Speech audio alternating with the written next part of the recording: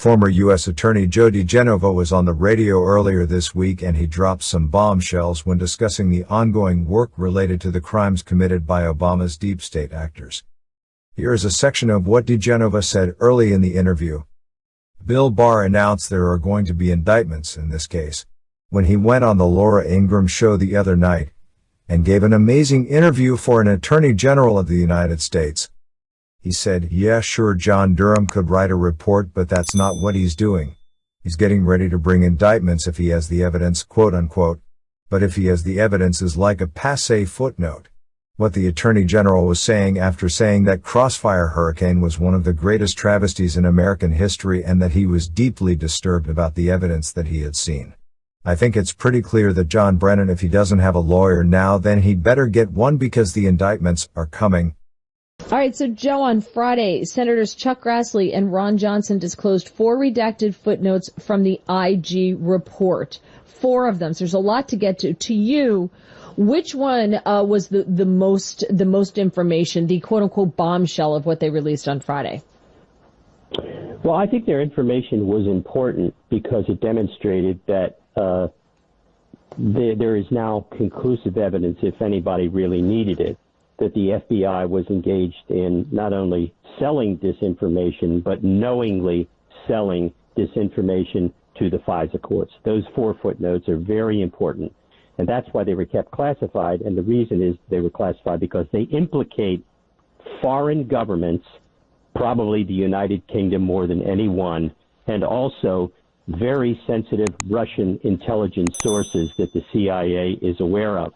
But more important than the footnotes is, excuse me for jumping ahead here, but the headline today is Bill Barr announced that there are going to be indictments in this case.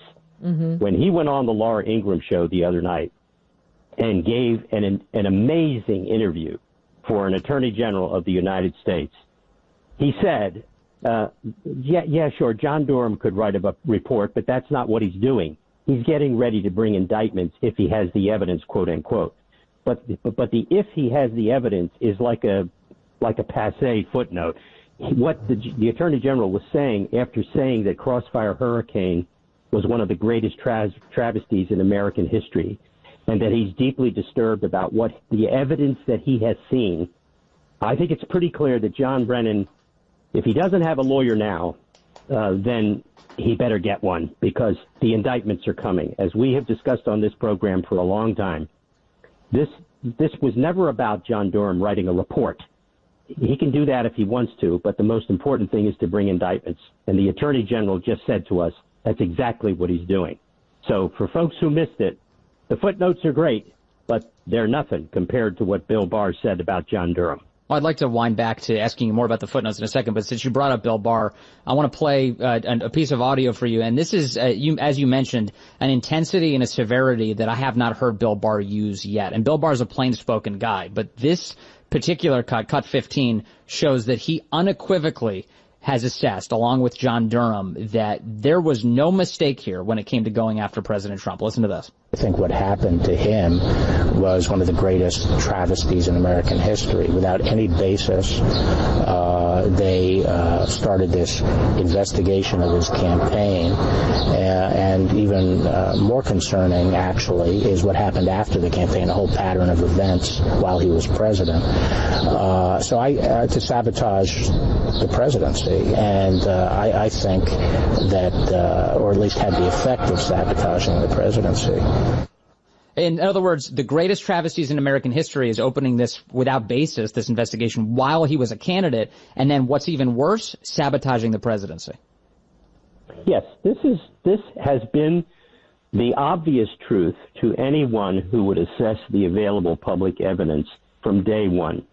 What Bill Barr said, and make no mistake about it, he is getting regular briefings from John Durham, who we now know is working out of a federal grand jury in D.C., that he has issued a large number of subpoenas, that he has interviewed CIA intel officers, that he has interviewed people from the Director of National Intelligence who were involved in generating the intelligence assessment at the end of the Obama administration, which was a false document created by John Brennan.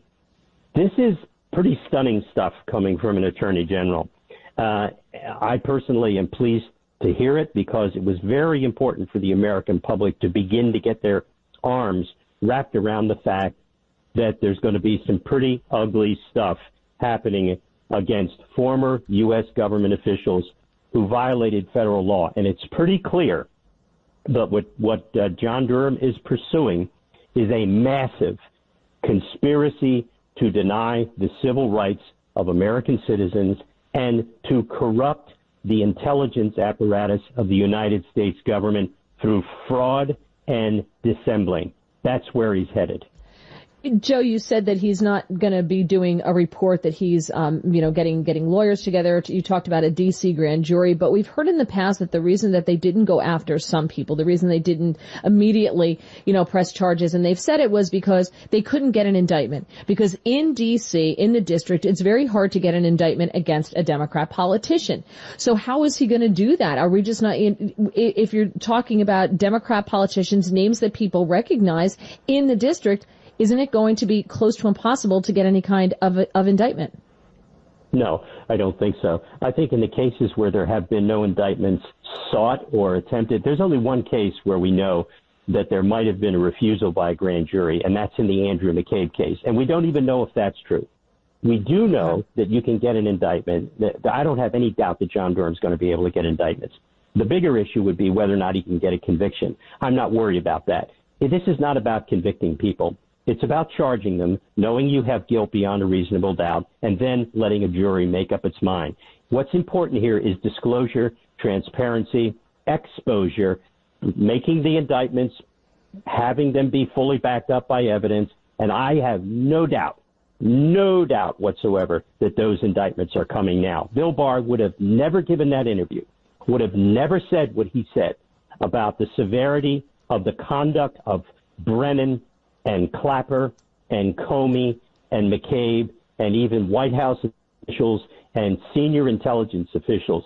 I think this is, and who knows when it's going to happen. I mean, they say it could be the late summer. That's pretty close to an election, but I don't think it's going to stop them. They're not going to hold up indictments because of an election. Do you have a suspicion about the nature of the charges that would be filed against a guy like John Brennan? Yes, conspiracy to deny the civil rights of American citizens through the providing of false information to U.S. intelligence and law enforcement sources for the purpose of instigating an improperly based investigation in the United States. I have no doubt that John Brennan conspired with officials overseas who were either witting or unwitting of what he was doing. For example, there is no doubt that the FBI, in conjunction with former assets of the CIA, planted purposely false information with U.S. persons overseas in order to get that information to come back into the United States, pretend that it was real intelligence, and then use that information to get FISA warrants. The FISA warrants that were obtained against Carter Page are part of the conspiracy because they were not founded on legitimate information. And we now know from the footnotes in the Grassley-Johnson letter that the FBI and the CIA purposely ignored exculpatory information against all of the targets in those warrants and allowed the warrants to go forward. The submission of those applications for FISA warrants under those circumstances is A, a crime, and B, it is what is called an overt act in a large criminal conspiracy. Okay, hold tight, Joe. We want to ask you more about this in just a second. We have a lot to ask, and I know you've got a lot to say. We're here with Joe DeGenova, and we're discussing the report that was put out by Senators Chuck Grassley and Ron Johnson. These disclosures, they disclosed 4 redacted footnotes in the IG report. And also discussing, if you're just joining us, about the Attorney General William Barr going on some of the talk shows this weekend and saying, hey, people are going to be held accountable here, and what happened was egregious. You had mentioned foreign governments, Joe, and we know that there were, I think, 4 pages that were held back by the Trump administration, that were not released and made public because of the theory that they do involve foreign governments. Will we now see those 4 pages? Will we now see what's involved in that and the governments that may be involved in this and exactly what they did? Yes, and there's no choice now. since Durham is going to bring indictments, the defendants are going to be able to seek classified information as part of their defense. And in order to short-circuit that, these governments will be mentioned directly in the charging documents, and if they're not mentioned directly, they will be described in such a way that you will have no trouble identifying the UK, Australia, Italy, and maybe one other country. This is pretty staggering stuff. It is clear that they are holding back certain declassifications because of the pending indictments that Durham is working on. That makes eminently good sense at this point, because you don't want people to know what you know when you're conducting an investigation. And something else has happened. I don't know if you saw the op-ed piece by Ron Johnson in the Wall Street Journal on Friday. It's staggering. It is must reading for anybody who cares about this case. But there is a sentence in it in which he asks one of several important questions. Listen to this question. Why did former FBI Director James Comey and former FBI General Counsel James Baker refuse to have their security clearances reinstated before they were interviewed by the Inspector General? Was it so they wouldn't have to explain the provision of disinformation to the courts? That is another overt act in this criminal conspiracy. In other words, John Durham will be able to charge that as part of the criminal conspiracy, Comey and Baker did not get classified clearances reinstated, so they wouldn't have to answer questions of the Inspector General. This is getting very big, very fast. It's amazing. You know, when we were talking about this earlier this morning, Joe, one of the things that is abundantly clear is that this information was in the control of the FBI for so long now, for years, that they were confident that this was Russian disinformation, and never once during what seemed to be hundreds of leaks about this case did that information ever come out. These were always leaks designed to hurt the president, to create a swirl of scandal around President Trump. And instead, as the truth bears out, and as we're finally getting to see everything that the FBI knew through all of that time, it constantly bears out in the president's favor. And not only is that true, it is absolutely true, every single word that you just said. But here's what's worse. This is still happening under FBI Director Chris Wray, one of the worst FBI directors in the history of the Justice Department. That this type of dissembling and deceit and deception could happen this far into the Trump presidency with a new FBI director who is supposed to be cleaning house, which he is not. This is disgusting. And as I've said on this show and other shows repeatedly, Christopher Wray is an embarrassment to the FBI. Everybody in that building hates to go there every day, knowing that he sits on the 7th floor with his entourage of people encircling him to protect the people who did things wrong. And I'm going to say this one more time. You have never heard him give the speech condemning his predecessors, and you never will, because he's an apparatchik. In the truest sense of the old Communist Party word, he's an apparatchik. He's there to serve a purpose, and it's not to protect federal law enforcement. It's to protect his predecessors.